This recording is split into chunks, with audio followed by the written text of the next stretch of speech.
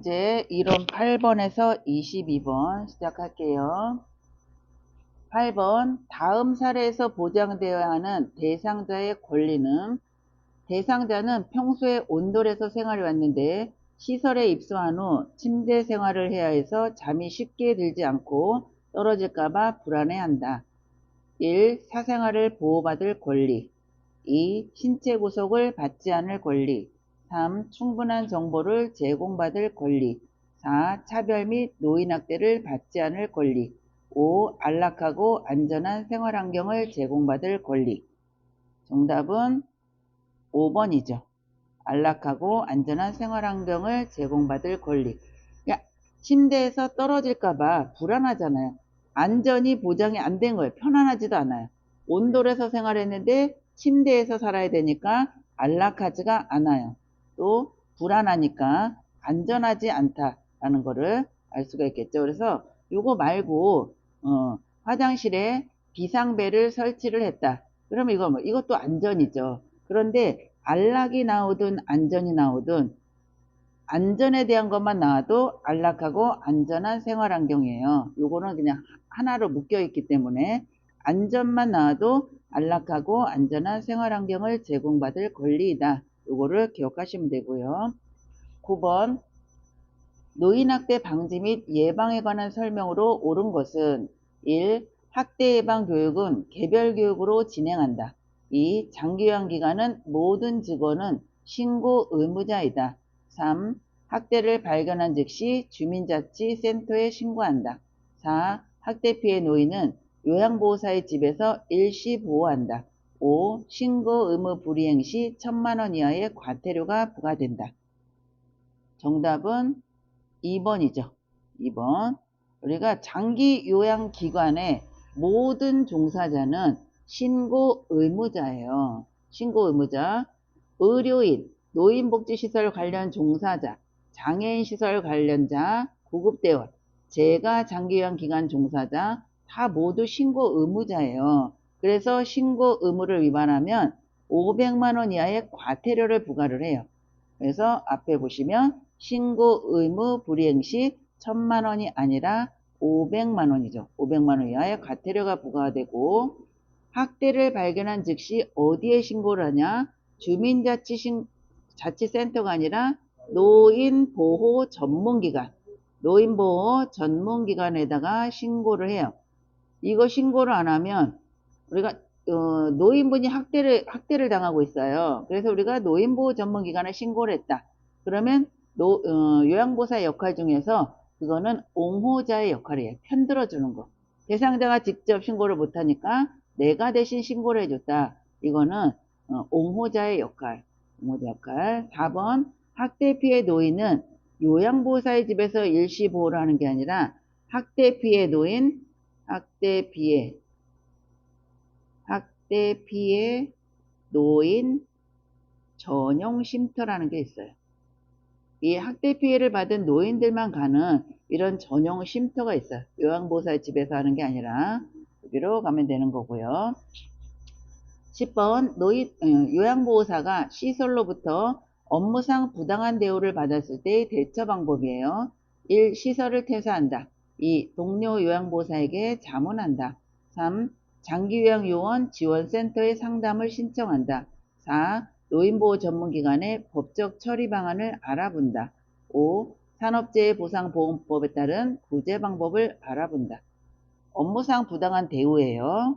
정답은 장기요양요원 지원센터에 상담을 신청한다. 요양보호사는 장기요양요원이에요. 그래서 요양보호사도 그렇고 이런 기관에서 일하는 장기요양 기관에서 일하는 사람들은 모두 장기요양요원이에요. 간호사든 사회복지사든 요양보호사든 장기요양요원 이 사람들을 지원하는 센터에 가서 상담을 신청을 하라라는 거죠. 11번 다음과 같은 대상자의 행위 중 시각적 성희롱에 해당하는 것은 1. 야한 농담 2. 뒤에서 껴안기 3. 외모에 대한 성적인 평가 4. 음란한 내용의 편지 보내기 5. 옆에 앉으며 허리 잡아당기기. 정답은 4번이죠. 시각적이잖아요. 내가 보고 싶지 않은데 보는 거. 그래서 음란한 내용의 편지를 보낸다든지 이상한 문자, 이상한 그림을 보낸다든지 문자로 그림 보내는 거 있잖아요. 그런 것도 다 시각적인 성희롱에 해당이 되는 거예요. 야한 농담은 뭐예요? 언어적인 거죠. 말로 하는 거니까 언어적인 성희롱. 뒤에서 껴안는 거는 신체적인 성희롱이고 외모에 대한 성적인 거 이것도 말로 하는 거잖아요. 언어적인 거고 옆에 앉으면 허리를 잡아당겨요. 이거는 신체적인 성희롱에 해당이 된다라는 거죠. 시각적인 거는 눈으로 보는 거. 예전에는 여학생들 학교 앞에 바바리맨 있었잖아요. 바바리맨. 바바리 다 젖히면 그거 시각적인 성희롱이죠. 알았으면 난리가 났을 건데 그냥 꽥하고 도망가잖아요. 그죠? 예. 그 다음에 12번 방문 요양 서비스를 제공하던 중 대상자가 요양보호사의 엉덩이를 만질 때 대처 방법은 1. 하지 말라고 단호하게 말한다. 2. 화를 내며 하던 일을 중단한다. 3. 누구에게도 알리지 않고 참는다. 4. 가족에게 정신적 피해 보상을 요구한다. 5. 치매 증상이 심해진 탓이라고 이해하고 문제 삼지 않는다. 정답은 1번이죠. 단호하게 말한다. 이 성희롱에 대해서는 단호하게 말한다. 또 하나는 기관장에게 보고한다. 기관장한테 보고한다. 둘 중에 하나예요. 그런데 이제 단호하게 말한다고 기관장에게 보고한다를 뭐 1번, 2번 이렇게 나오진 않아요. 둘 중에 하나가 나와요. 그런데 같은 줄에 하지 말라고 단호하게 말하고 기관장에게 보고한다. 이렇게 한 줄로는 나올 수는 있어요. 다음에 13번 시설에서 요양보호사가 지켜야 할 직업 윤리예요. 1. 대상자와 수직적인 관계를 강조한다. 2. 대상자의 방은 경제 수준에 따라 배정한다. 3. 대상자보다 가족의 의견을 우선으로 반영한다. 4. 업무 수행을 위해 자신의 건강을 철저히 관리한다. 5. 대상자의 사적 정보를 동료 요양보호사와 공유한다. 정답은 4번이죠. 그죠? 네. 업무 수행을 위해서는 요양보호사 자신의 건강을 철저히 관리를 해야 돼요. 1번의 대상자와는 수직적인 관계가 아니라 상호 대등한 관계이다. 상호 대등한 관계예요. 그리고 대상자의 방은 경제 수준에 따라 배정하는 게 아니라 대상자의 상태에 따라서 치매 어르신이다 라고 하면 화장실이 가까운 쪽에 배정을 하면 좋겠죠. 그런데 요양원 같은 데는 요즘은 이제 방에 화장실이 따로 있어요. 그런데 만약에 화장실이 없는 방이 있다 라고 하면 화장실 가까운 쪽으로 배정을 하는 게 좋겠죠. 3번은 대상자 가족의 의견을 우선으로 반영하는 게 아니라 대상자의 의견을 우선으로 반영하는 거예요.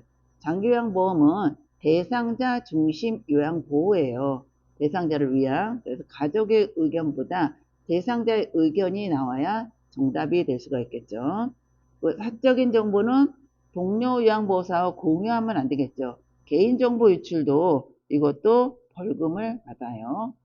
그 다음에 14번 알고 지내던 요양보호사가 서로의 어머니에게 교차 서비스를 제공하는 것으로 처리하여 급여를 더 받자고 제안할 때 대처 방법은 1. 마찰을 피하기 위해 대응하지 않는다.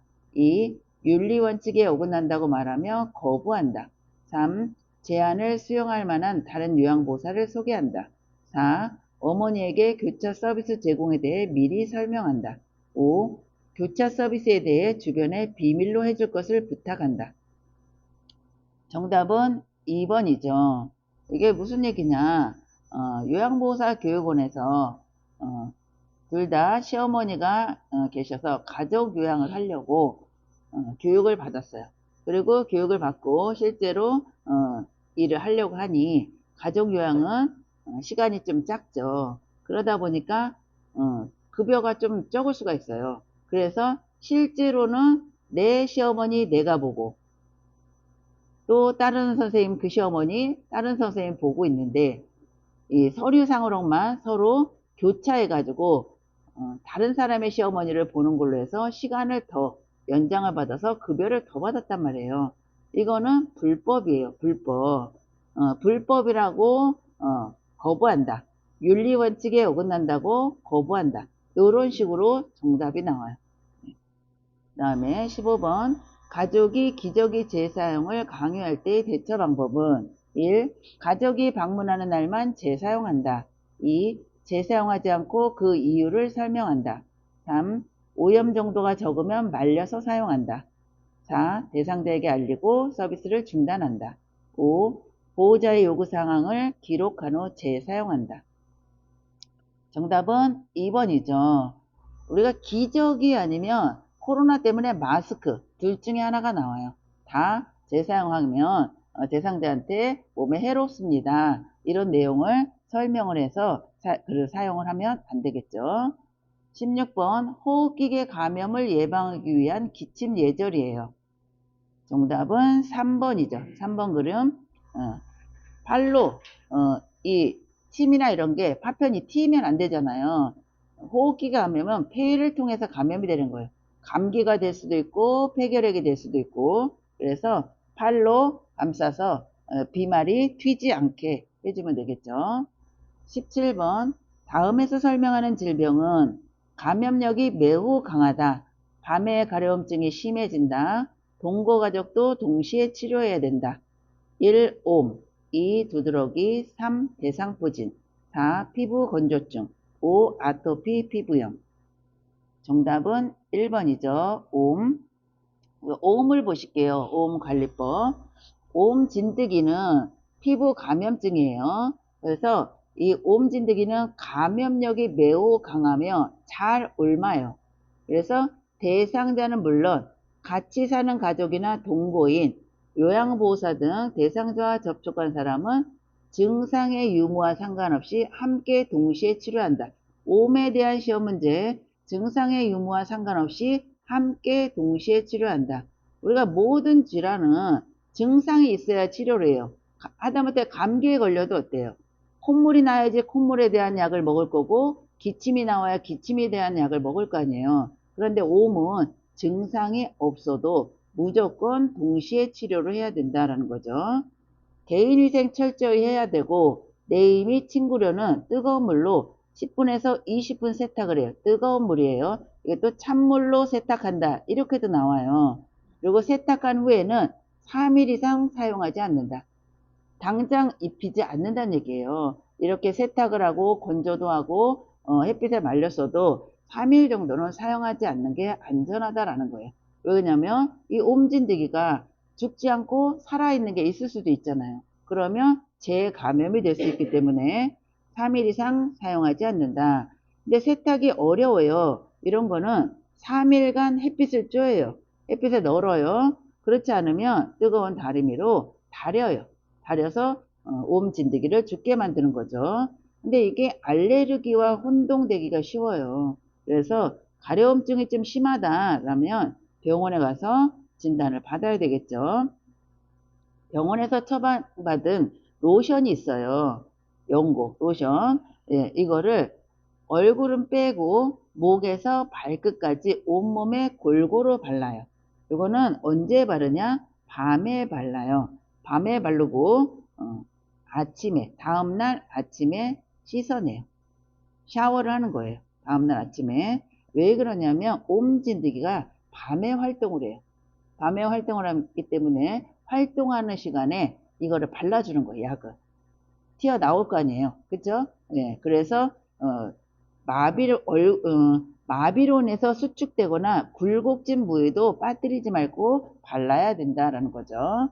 18번 노인성 질병의 특성에 관한 설명으로 옳은 것은 1. 질병의 경과가 짧다. 2. 완치된 후에는 재발하지 않는다. 3. 원인이 불명확한 급성 질병이 많다. 4. 정상적인 노화 과정과 구분하기가 쉽다. 5. 하나의 질병에 걸리면 다른 질병을 동반하기가 쉽다. 정답은 5번이죠. 노인성 질병은 질병의 결과가 길어요. 그리고 재발이 잘 돼요. 예를 들어서 감기에 걸렸어요. 그러다 보면 폐렴이 왔대요. 어느 순간에 또 다 나았다 그랬는데 또 감기 걸렸네? 이렇게 된단 말이에요. 그래서 완치한 후에도 재발이 잘 돼요. 노인들. 그러니까 노인성 질병의 특성, 노인의 신체적인 특성, 뭐 이런 게 나오면 좋아지는 거 하나도 없다라는 생각을 머리에 갖고 있으면서 답을 보면 답이 보여요. 그러니까 질병의 결과가 짧은 게 좋죠. 그쵸? 근데 길다라는 거예요. 완치 후에 재발하지 않으면 좋은 거죠. 재발이 잘 된다. 원인이 명확한 급성 질병이면 치료가 잘 되겠죠. 근데 원인은 불명확한 급성이 아니라 만성 질병이 많아요. 우리가 만성 질병이라는 거는 3개월 이상 치료를 하잖아요. 3개월 이상 치료를 해도 완치가 안 된다. 완치가 안 되는 질병들은 다 만성으로 분류를 해요. 그래서 암도 만성질환이에요. 암도. 정상적인 노화 과정과 구분하기가 어려워요. 쉬운 게 아니라. 그래서 예를 들면 건망증하고 치매. 그러니까 나이가 들면 건망증 생기잖아요. 그러니까 이거는 아유 너도 기억 못하냐? 나도 깜빡깜빡해. 이러면서 지나가다 보면 아, 이거 너무 심한 거 아닌가? 이렇게 하다 보면 검사를 하면 치매로 나오는 거예요. 구분이 안 간다는 얘기예요. 예, 깜빡깜빡 하다가 이제는 냉장고에다 리모컨, 핸드폰 이런 거 넣고 막 찾는 이런 단계까지 오면 한번 검사 좀 해봐야 되겠네. 이때 가면 이제 심각해지는 거죠. 그래서 정상적인 노화 과정과 구분하기가 어렵고요. 5번째가 정답이라 그랬죠. 하나의 질병에 걸리면 다른 질병을 동반하기 쉽다라는 거예요.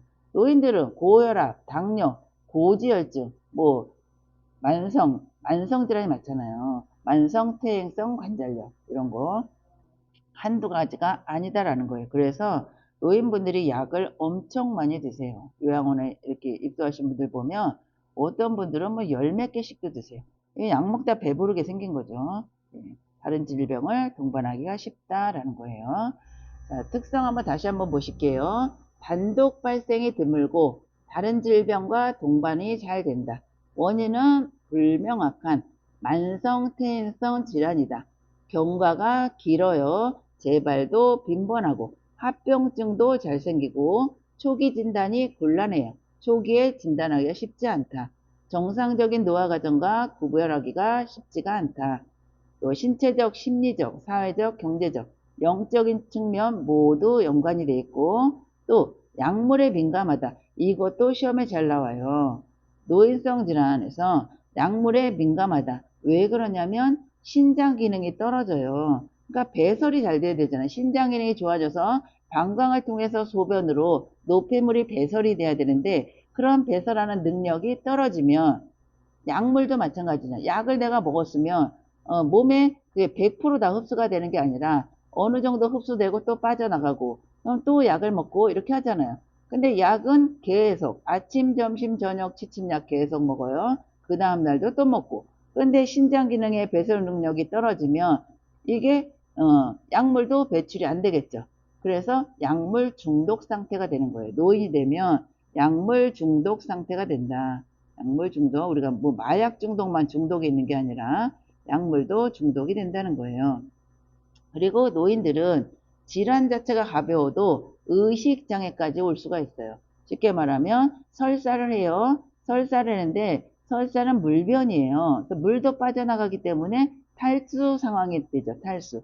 근데 노인분들은 물을 잘 안 먹기 때문에 가벼운 설사에도 탈수가 올 수가 있어요. 그러면 탈수가 오다 보면 의식장애까지도 갈 수가 있다는 거죠. 전해질이 잘 안 맞아요. 그러다 보면 의식장애가 올 수가 있다. 다음에 19번 노화에 따라 일반적으로 나타나는 소화기계 변화는 1. 타액 분비 증가 2. 위액의 산도 증가 3. 지방의 흡수력 증가 4. 약물 대사 능력 감소 5. 신맛에 대한 미각 감소. 정답은 4번이죠. 방금 전에 얘기했잖아요. 약물을 배출을 해야 되는데 그런 대사 능력이 줄어드니까 뭐가 돼요? 약물 중독 상태가 된다 그랬죠. 약물 중독 상태가 된다. 그리고 신맛에 대한 거는 늘어요. 노인이 되면 단맛, 우리가 단짠하죠. 단맛하고 짠맛은 떨어져요. 둔화. 그런데 쓴맛, 신맛, 요거는 증가가 돼요. 그래서 나이가 들면 음식이 짜져요. 음식이 짜지고 쓴맛 잘 느끼고 신맛. 그래서 잘 드시던 신김치 못 먹어요. 왜 이렇게 시냐 그러고. 그래서 김치를 잘 먹다가 왜 이렇게 신 거야? 예전이랑 똑같은데. 아니면 뭐 총무침을 했는데 왜 이렇게 식초를 그냥 너무 넣는 거야? 막 이렇게 이야기를 하면 아, 우리 엄마가 나이가 많이 들으셨네. 이런 거를 못 느낄 정도로 돼버렸네. 이렇게 생각을 해요. 거기다 대고 막 윽박 지르는 게 아니라 뭐가 시다 그러냐고 이렇게 윽박 지르는 게 아니라 아, 우리 엄마가 이제 연세가 드셨네. 이런 걸 해야 되겠죠. 1번은 타액 분비가 감소가 돼요. 그래서 노인분들은 자꾸 입이 마르다 그러잖아요. 침이 잘 안 생기니까. 그래서 이거를 꼭 기억을 하시면 돼요. 소화기계 한번 보실게요. 짠맛과 단맛이 둔해지고 쓴맛과 신맛은 잘 느낀다 그랬죠. 소화기계에 질환들이 있어요. 위염이라는 거는 식사 후 3시간에서 4시간 정도 지나는 공복 시에 명치 부분에 통증이 있어요. 위궤양은 새벽 1시에서 2시 정도에 통증이 생겨요. 이게 위궤양이 심하다 보면 위염은 염증이 있는 거고 이렇게 빨그스름하게 되어 있는 거고 궤양은 헐은 거예요. 쉽게 말하면. 근데 헐다 보면 이제 구멍이 나버려요. 그게 천공이에요. 천공. 위암은 위암이가 완치 여부를 물어보는 시험 문제가 나와요. 우리 암 그러면 5년은 봐야 된다 그러잖아요. 그래서 5년간 재발 여부를 확인한다. 대장암은 장 쪽에 문제가 있는 거여서 직장 출혈이 올 수가 있어요. 네. 설사는 하재 등 약물남용. 하재라는 거는 변비가 있으면 어떻게 해요? 변을 잘 놓는 약을 넣잖아요. 그걸 하재라고 그래요. 이런 약을 많이 먹으면 거꾸로 또 설사가 날 수도 있고요.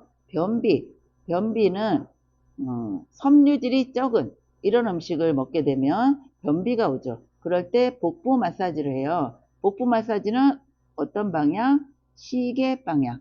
배꼽을 중심으로 시계 방향으로 복부 마사지를 해요. 변비를 예방하기 위해서. 변비인 분들은 물을 많이 드셔야 돼요. 네.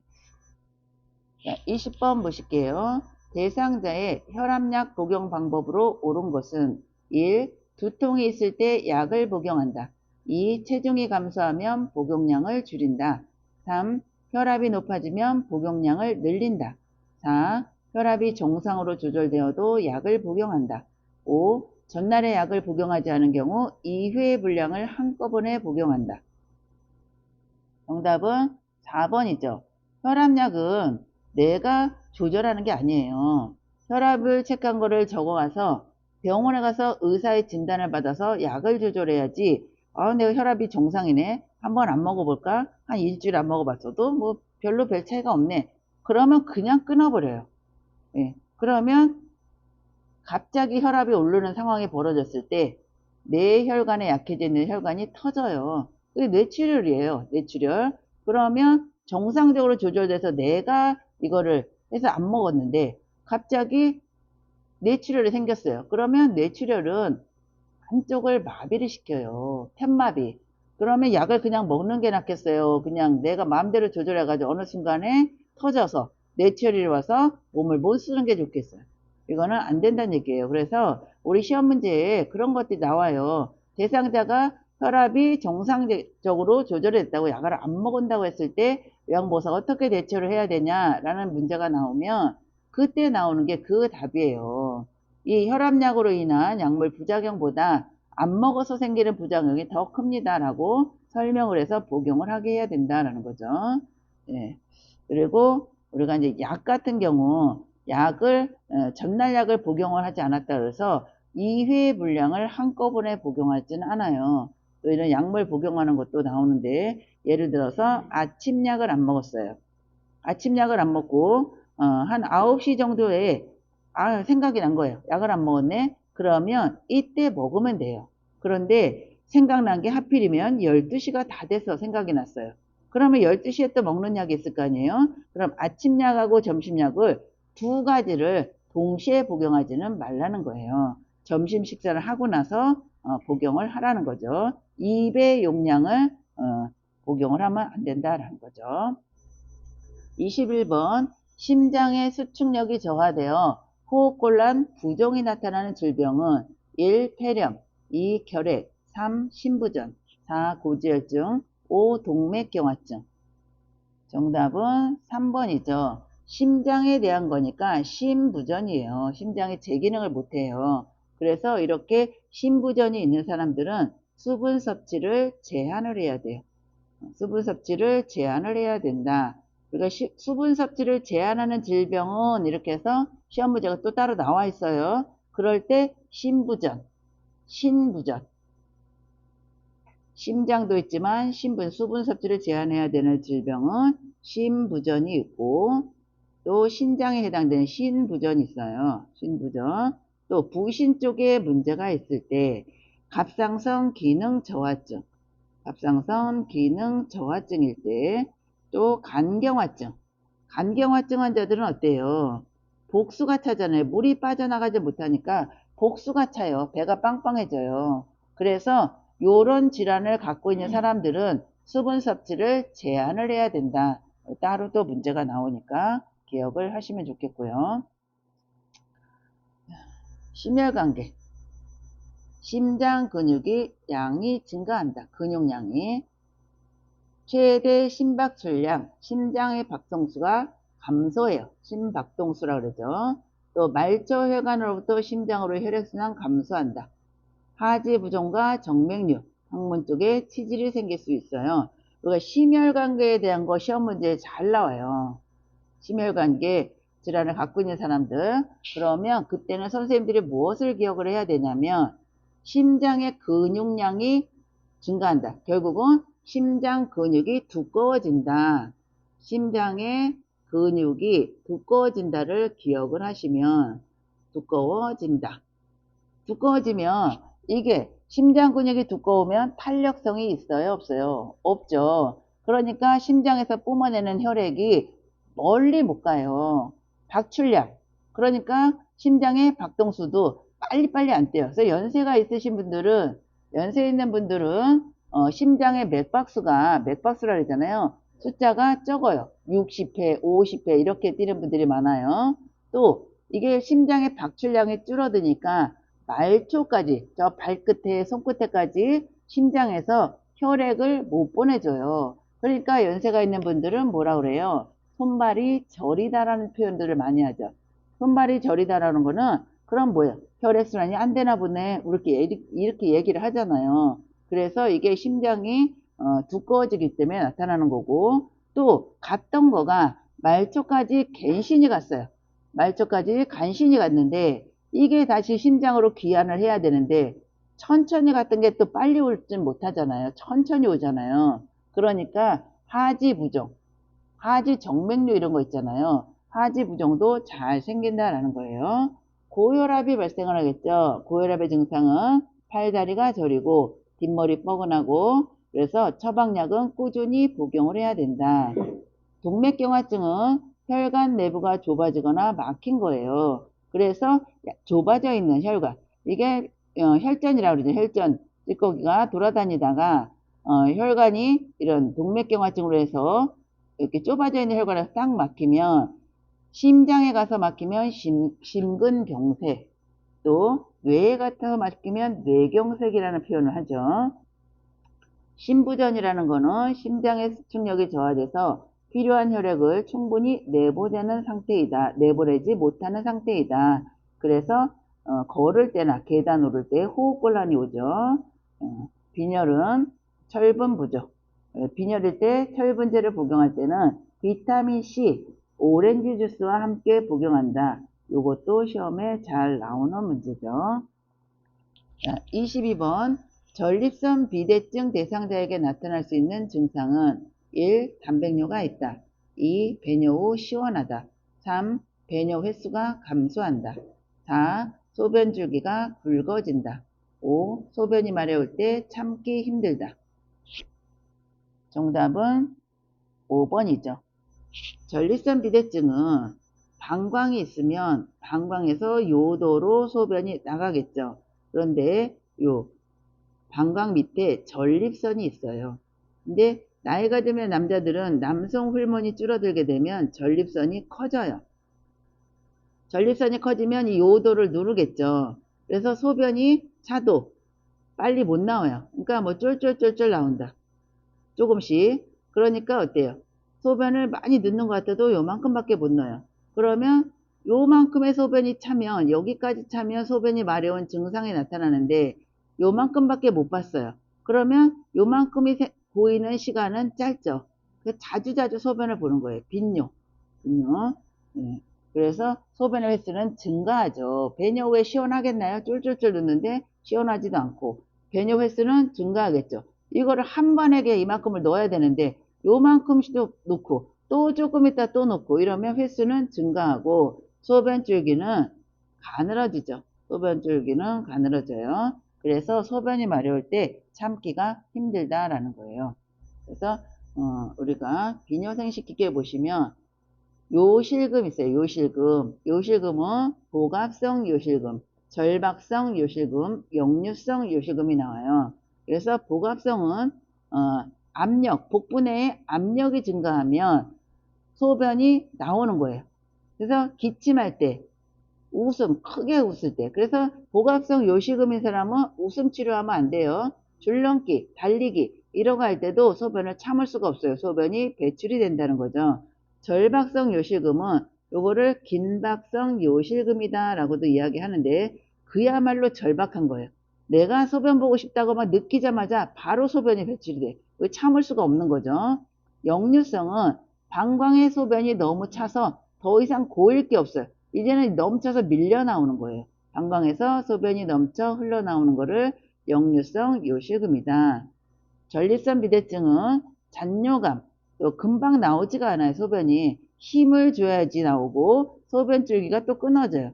네, 그래서 남성 호르몬 감소, 여성 호르몬이 증가하면 이렇게 빈뇨, 야뇨, 긴박뇨 이런 게 나타날 수가 있다라는 거죠. 그림으로 보시면 어때요? 소변 줄기가 가늘어진다. 소변을 보고 나서도 시원하지가 않아요. 힘을 주어야 소변이 나오고 또 소변이 자주 마렵거나 소변을 참기 힘들다. 또 자다가도 자꾸 깨요. 이게 뭐예요? 야뇨. 밤에 소변을 보러 깬다는 얘기예요. 야뇨 증상이 잘 나타날 수가 있다는 거죠. 전립선은 남성에게만 있어요. 여성은 없습니다. 네, 여기까지 보실게요.